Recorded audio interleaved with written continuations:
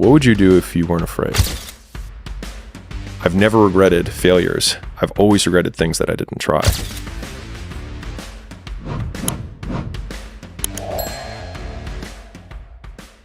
Doing what you mean to do and wanting what you want to want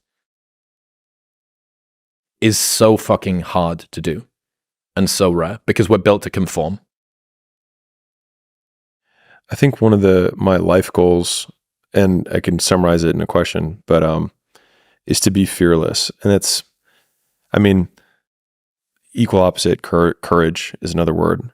But I love this question, which is, what would you do if you weren't afraid?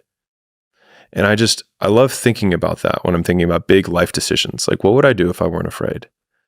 And it's usually like the big one, the bigger thing that I really want to do, but I'm afraid to do it. It's like, that's what I should do.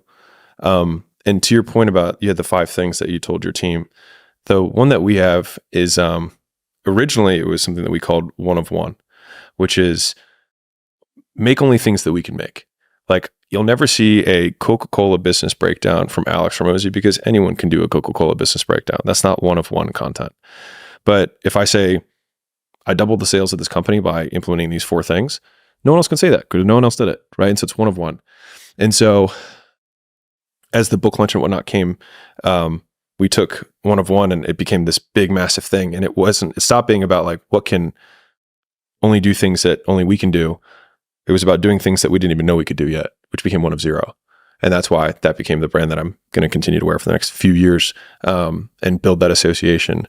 But I think that kind of encapsulates my personal life goal, which is like, what would I do if I weren't afraid? And what would I do if I knew I couldn't fail? And the idea that I will never wish for fewer epic stories at the end of my life. And I've never regretted failures. I've always regretted things that I didn't try. And so just along those lines of trying to create more bias internally towards action rather than inaction, and normalizing consequences of failure as we said earlier, win or learn. And I think that little frame, believe it or not, for anyone who's like on the teetering edge of like, what should I do that thing? When I was debating quitting my job, which is still the hardest decision I've made to this day, still of the many that I've made, was I figured that if I didn't make the entrepreneurship thing work, I would have a hell of a story for business school. And that was actually like the reasoned argument that I gave myself for being willing to quit, was that I think that with my experience, I'll still be able to get a job and I'll have a really cool story of entrepreneurship that I could use to apply to get into business school and then eventually get a job later. And so most times we catastrophize any failure to death, right? Which is like, I'm going to fail, I'm gonna lose all my money, I'm gonna be homeless, no one's going to talk to me, and I'm going to die, right? But like, if you play it out 2 natural steps, like, okay, I lose everything. What do? I would probably have a couch or floor that someone would lend me, because at least socially, I haven't fucked everyone I know. And so I have that. It's like, okay, so I would have some capacity to do that. Okay, is there anything that I could do in the meantime in order to make money? Well, sure, I could drive Uber and strip. And I've already, I've told this story before, but for me, that was genuinely my plan B, because I knew that I could probably make 70, 80 grand a year driving Uber. I could probably make 150 stripping, maybe 200. Strip at the gay bars, the guys pay better. And then, boom, I've got 280,000 a year. I could live on the floor and then I could restart again.